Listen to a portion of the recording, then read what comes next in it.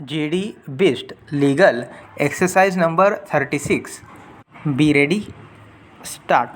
Sir, I support the black money, undisclosed foreign income and assets, and imposition of tax bill 2015. As our leader has said, the Congress party full supports this bill. At the same time, we have to bring up certain deficiencies which are there to be rectified in future amendments.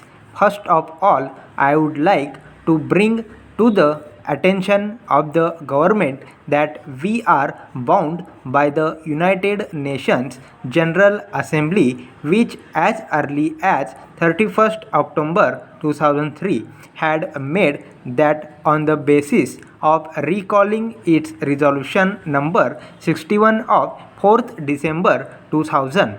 It established an ad hoc committee to go into the question of these types of evasion of taxation throughout the world.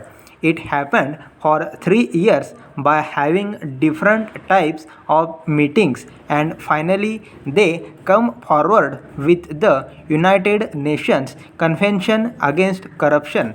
I would just quote the beginning of the preamble. I quote, concerned about the seriousness of problems and threats posed by corruption to the stability and security of societies, undermining the institutions and values of democracy, ethical values and justice, jeopardizing sustainable development and the rule of law. This is where the government has it. All the states parties of the convention have signed it. 140 countries have signed this convention. On that basis, different levels of discussions were going on, and finally they come out with different topics and chapters, so to say covering about 71 articles.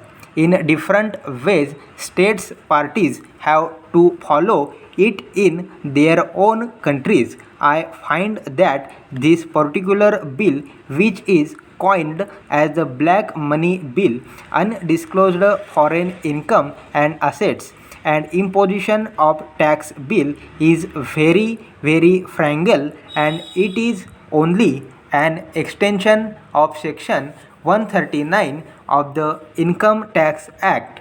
Section 139 is very clear in stating that the filing of income tax return is compulsory. In various cases, they are saying that finally sub-clause provides that any asset, including financial interest in any entity located outside India or signing authority in any account located outside India, is required to file a return of income is prescribed from compulsorily whether or not he has the income chargeable to tax. But if you see the present act, it defines as to why this particular act has been brought out in India after many years. Stop.